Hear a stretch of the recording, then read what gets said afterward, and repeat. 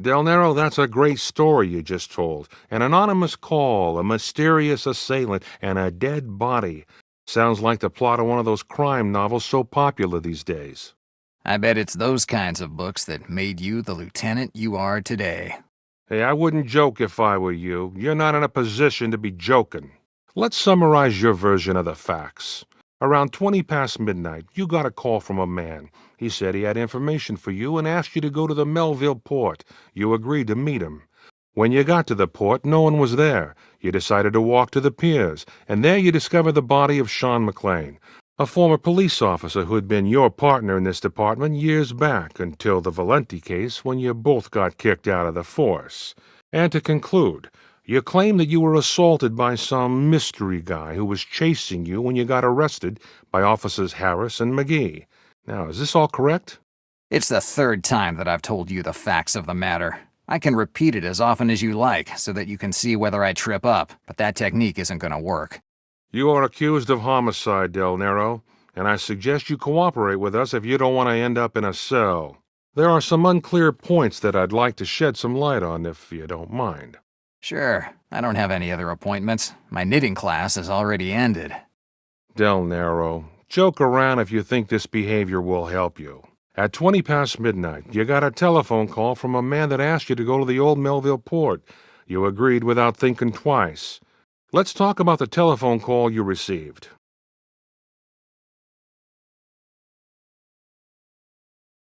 It was a guy with some information about one of my cases. Okay. It must have been very important information to make you go to the port in the middle of the night. What information are we talking about?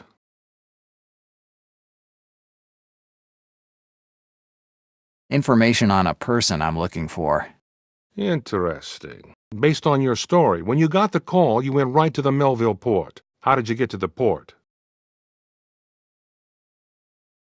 I took a cab.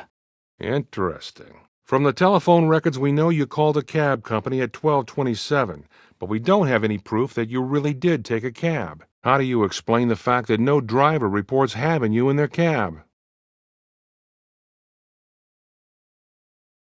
I paid the cab driver so that he'd say nothing. Okay. When you got to the port, did you meet anybody? The port was deserted. Interesting. What did you do when you arrived at the port? I took a look around. Good. The officer said that you were inside the port. Why did you go to the piers? I heard some noise. Interesting. What did you find at the piers? McLean's body. Interesting. If you don't mind, Del Nero, I'll tell you my version of the facts now. I'm sorry if it's not as exciting as yours. There aren't any mystery men or anonymous calls. I think that someone was tailing Sean McLean and then decided to tell you he was at the Melville port. Maybe he did it for the money or for some sort of professional ethics between you private detectives. Crap. Let me finish, Del Nero. With that information, you took a cab to the port, making sure you had your gun with you. When you got there, you found McLean and you shot him in the stomach. That's how it went. Admit it, Del Nero. I didn't kill McLean. No? So let's talk about the gun you had in your hand when the officer surprised you at the port. You shot out from behind the docks, running like a madman with a gun in your hand. Is that right? I wasn't running away. Paraffin analysis on your gun shows that you used it tonight. How do you explain that? I already told you that my gun went off during the scuffle. Oh, of course. The scuffle with the mystery man. A man whose face you didn't see and that the officers didn't find any trace of. Del Nero, there were only two people at the port tonight.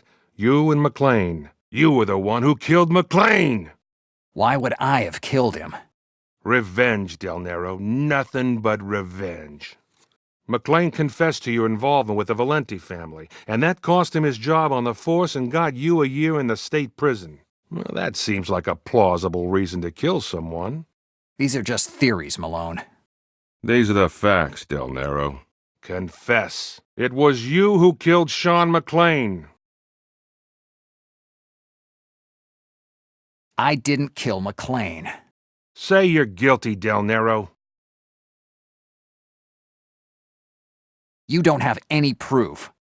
Del Nero, the law allows me to keep you here for as long as I need to. If you confess now, the judge will go easy on you, and you might get off with a lighter sentence. Otherwise, you stay here in this room until we find the evidence that shows you're the killer. And if we can't find them, I'll make sure that something turns up. Goodbye, Del Nero. Bastard. Dannazione. Malone won't take too long to get the proof he needs. I have to find a way out of this situation.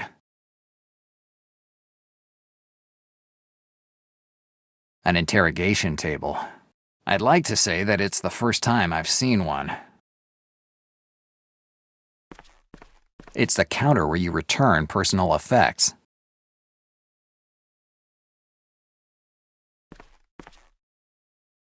What is it? How long are you going to keep me here? Until Lieutenant Malone says you can leave. You can't keep me here forever. I wouldn't bet on it. Hey, in there! What's happening now? Someone paid your bail. Pick up your personal effects at the counter and beat it. We need the room. Right when I was starting to be fond of this place. If you want, I can always toss you in a cell for a few days. Is this a formal invitation to meet your family? Huh. I'd better get out of here quickly. I don't want to spend another minute in this place.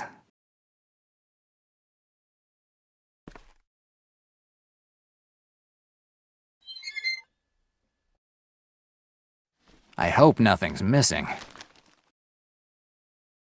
Sean's bottle of rye. The officers must have thought it was mine. Otherwise, they would have never left me an object belonging to the person they think I shot.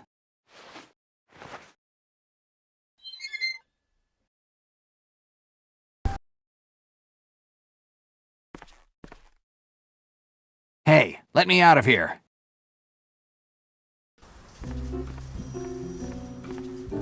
The police department of Hoboken. It's been years since I've been here. Nothing's changed. There are the same photographs on the walls as when I worked here.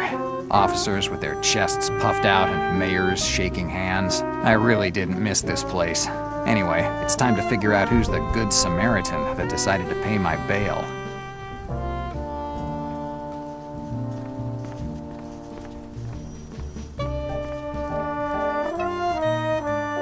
Hi, officer. How can I help you? Can you tell me who paid my bail?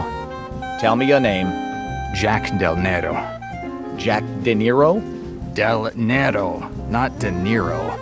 Okay, calm down. Jack Del Nero. Here you are. Released at 1:13 with bail paid by Victoria Diaz.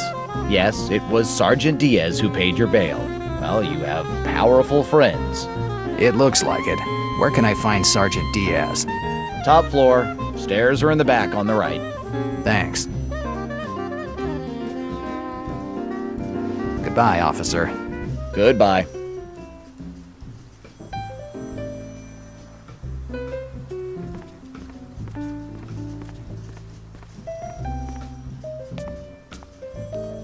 Sergeant Diaz, this behavior is unacceptable.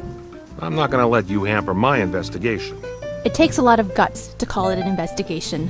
I'm not going to discuss my methods with you. I'm your superior, and I'm ordering you to get your nose out of this matter, or I'll have to take care of you as well. What do you want to do? Toss me in a cell too? Stay out of it. It won't turn out well for you. Del Nero, do what you want for the time that you have left, because in 24 hours, you'll be back behind bars, and I'll be the one bringing you in. What an honor. Joke all you want. The truth will come out one way or another. You do like to play the role of the irreproachable police officer, right, Malone? It's a role that comes easy when I'm standing in front of a murderer. You have no proof that I killed McLean. I'll find it, Del Nero. I'll find it. I suggest you don't leave the city. I have personally informed every officer in New York about your situation. If they find you with 1 foot outside the city or close to doing anything you shouldn't be, they have orders to arrest you and bring you in. An entire police department watching my every move. I'm thrilled by the attention. 24 hours, Del Nero. Give me 24 hours.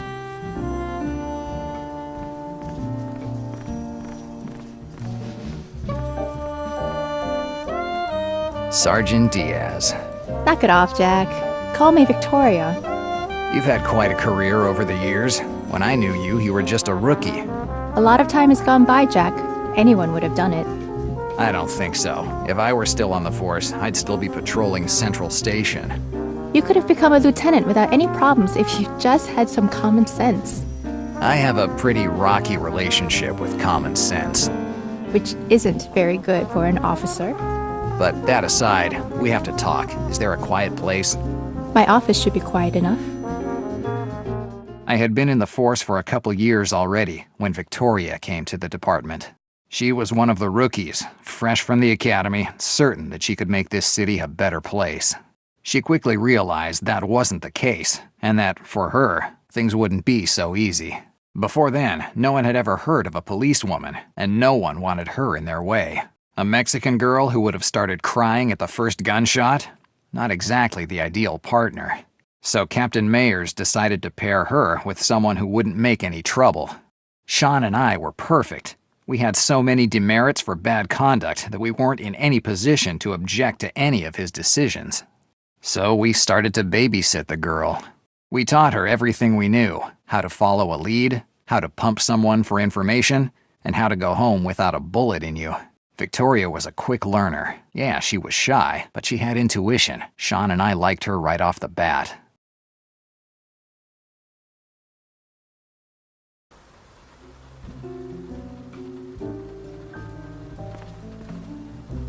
What do you want to ask me?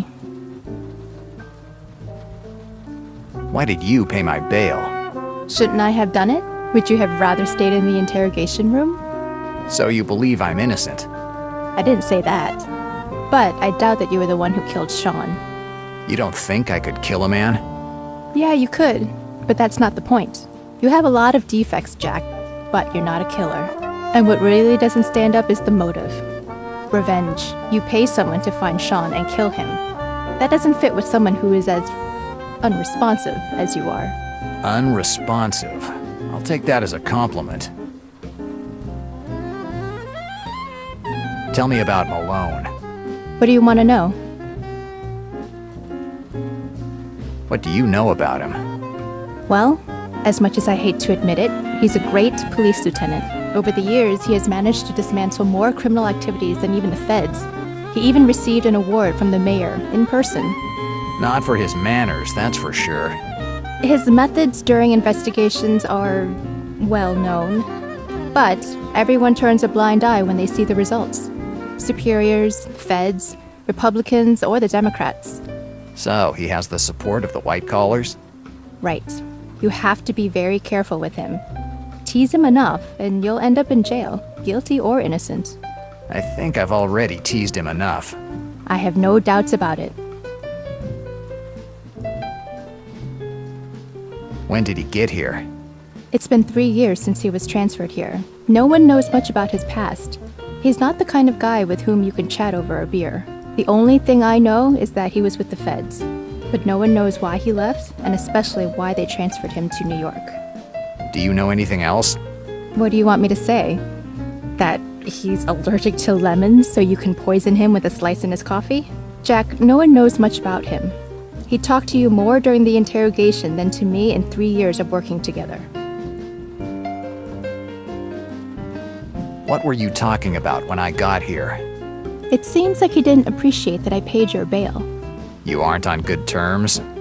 We aren't on any terms at all. Malone does his investigations alone and doesn't want anyone underfoot.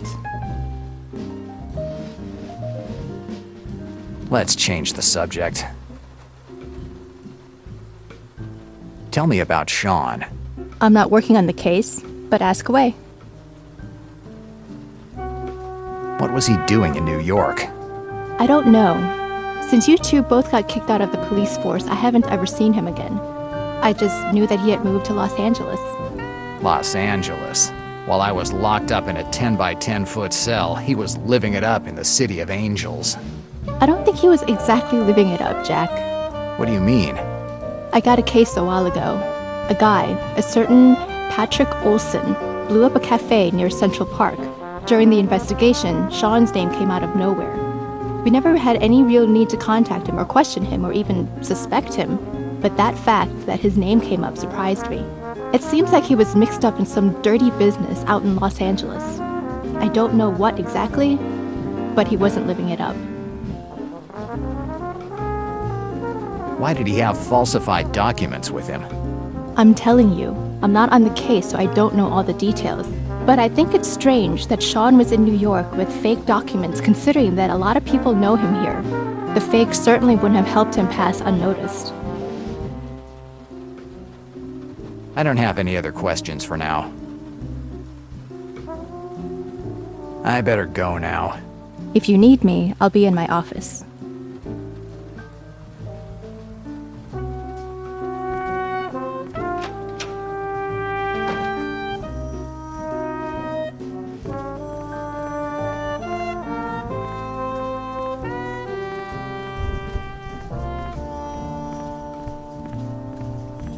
All the officers' shifts are on this blackboard. Name of the officers and their patrolling locations. Their radio frequencies are written here as well.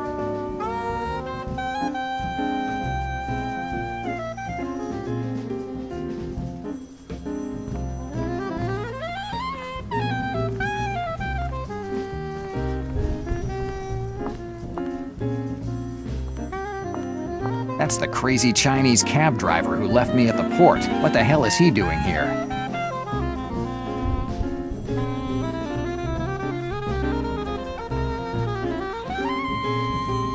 What are you doing here? You, I knew it! You report me! Tell all to police! What the hell are you talking about? Yes, you pretend, but you one of them! One of them that hate foreigners! Yes, you're sexist! Racist, not sexist. Yes, you racist! You tell police to get me out of your country! Listen, buddy, I couldn't care less if you're Chinese, African, or from Easter Island. I don't know why you're here. And if you stop squawking, maybe I'll be able to understand what's happening here. You no report me to police? No, I have other things to worry about than a damned cab driver. If it's not you, then who was it? I confused. Welcome to the club. $10 to enroll and free Whiskey Fridays. $10? That expensive. Forget about it. Let's start with you telling me how you ended up here, and your name too, because I'm not calling you the Chinese cab driver for the rest of this conversation. My name Chon Ji-shi-wan. Okay, I'm happy with Chon. Do as you want. Why are you here? As soon as I leave port, As soon as you ran from port. I know one. Me? Continue with the story. As soon as I leave port, I realize I have to go bathroom. Weather is not what once was, you know? I like hearing the details, but you can skip some of them. Okay. I stop cab and look for a place where I can go to bathroom. Why not do it near the cab?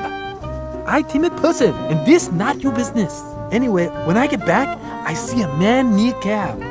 A police officer? No, not a police officer. No uniform, but gun in hand. A gun? Yes, gun. When I saw him, I hide behind dumpster. I thought he thief because he look in cab. Then suddenly he go away. I waited, hiding behind dumpster, afraid that they come back. When I come out, police come. I say that I just cab driver, but they bring me here. Tell me about the guy with the gun. He had mean face. In fact, I no trust and stay hiding. I cab driver, I know mean faces. What was he doing? He look at my cab like looking for something. Did he say or do anything strange? Before he go, he cursed a certain McLean. McLean? Yes, name seems same. You know? It's not important if I know him or not. Tell me more about this guy. I no trust you. I afraid that if I tell you, I get in trouble. Hey, I'm risking life in the slammer for this case, so if you know something, talk. Oh, you threaten all you want, but I no say nothing. I not know nothing. Damn cab driver. Maybe Victoria could give me some information so I can make John talk. Now I have to go. Ah, you go.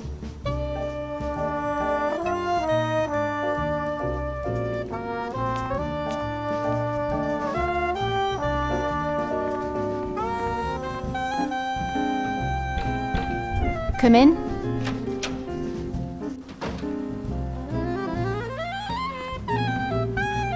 Hi, Victoria.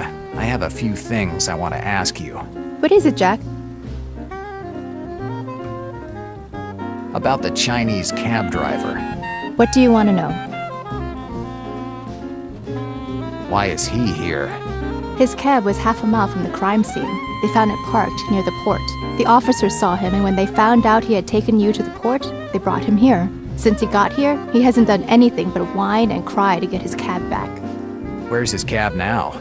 It's in the department's warehouse. The officers brought it there. Obviously, it's been seized.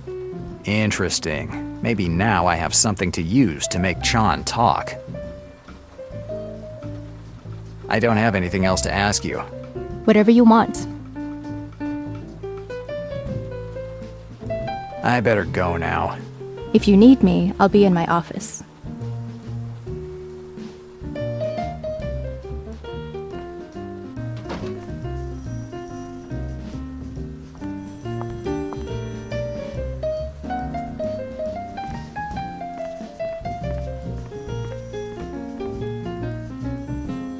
Hi, officer. How can I help you? Goodbye, off. Goodbye.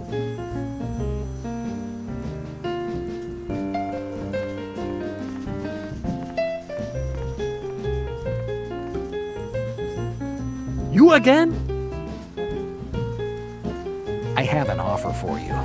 What this about? Tell me about the guy that you saw near your cab, and I'll make sure you get your cab back. I no believe you. You lie. Whatever you want. I bet that it'll be fun to explain to the detective who will be questioning you why you're driving someone else's cab. Okay. I tell you what I see. But until I see cab, I no tell you nothing. You're not as dumb as I thought. Okay, done deal. I'll get your damn cab back, and you tell me what you saw. Deal.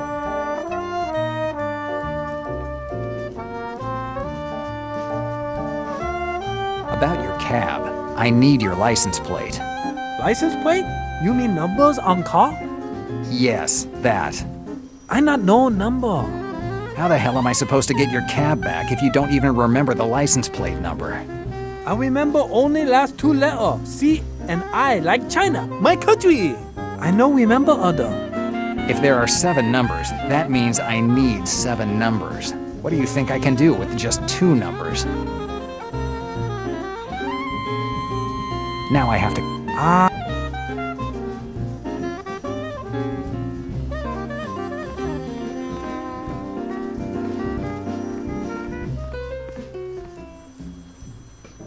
Hi, officer. How can I help you?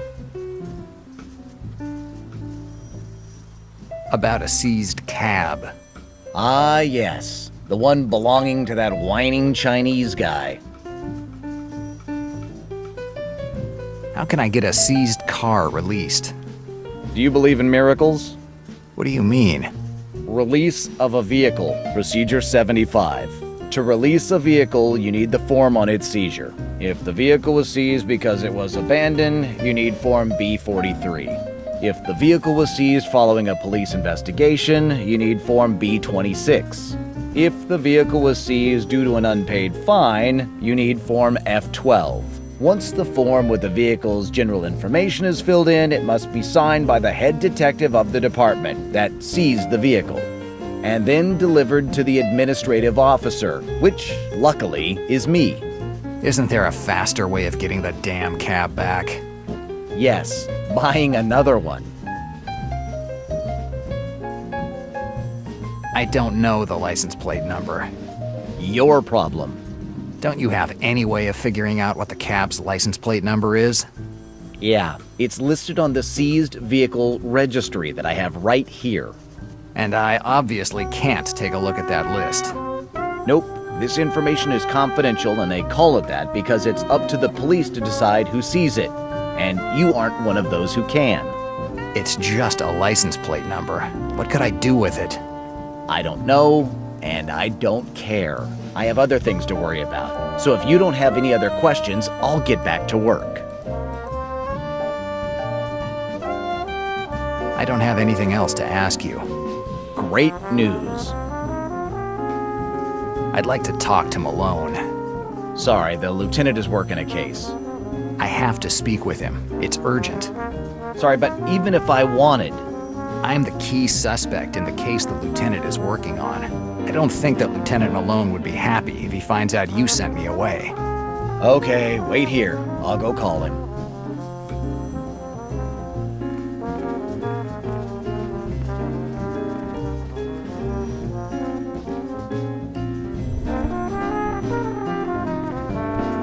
Good.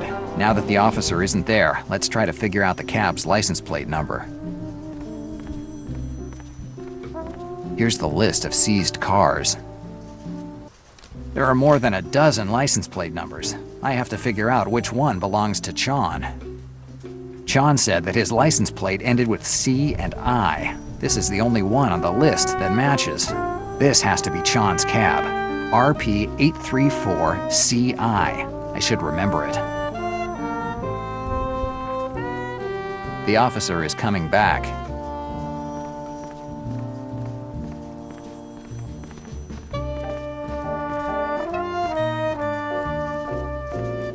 The lieutenant is waiting for you in the interrogation room. I think you know where that is.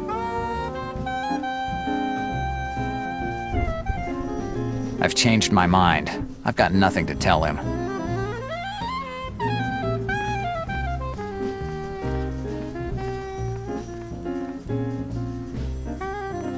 One of those pompous awards that mayors love to hand out to make themselves more popular.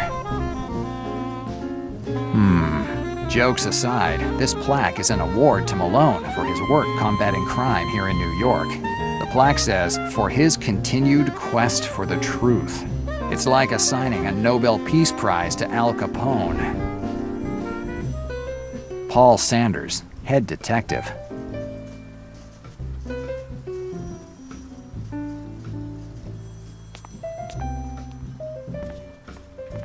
Okay, I have the license plate number and the name of the person who's supposed to sign. Now I just need to fill out the form. Signed for. Okay, let's start.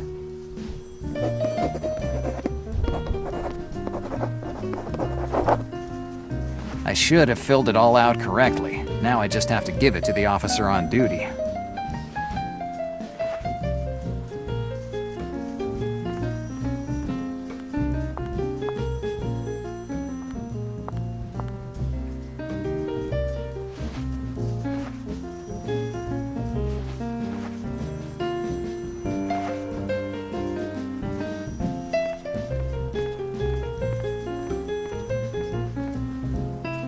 Here's the release form. Let me check. Seems in order. It's incredible that you got the head detective's signature so quickly.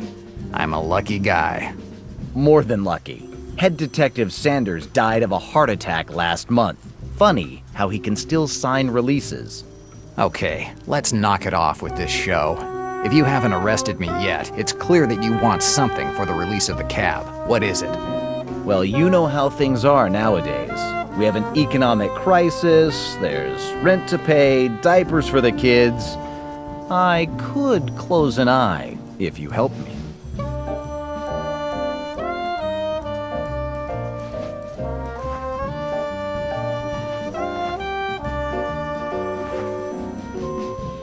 Let's try with $10. Is this enough? $10? You're definitely not Rockefeller, are you? If I were rich, I certainly wouldn't be here bribing some kid cop. Hey, stop preaching. You just falsified a document. You're the last one who can preach. You try living with what the police force pays. I have a wife and a daughter to support. And I assure you that at the end of the day, I don't care if everything was on the up and up at work if I can't give my family a decent meal. Okay, cut out the sob story. Take the money and release the damned cab. I'll give the order to release that cab. Don't worry.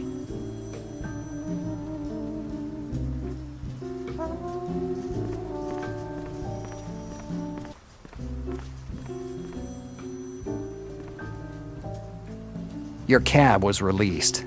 You freed my cab? Yes, I freed your cab. You no lie? Dannazione. Your cab was released and it cost me $10. So now let's talk about what you saw at the port. Okay. Chon starts talking about the guy with the gun.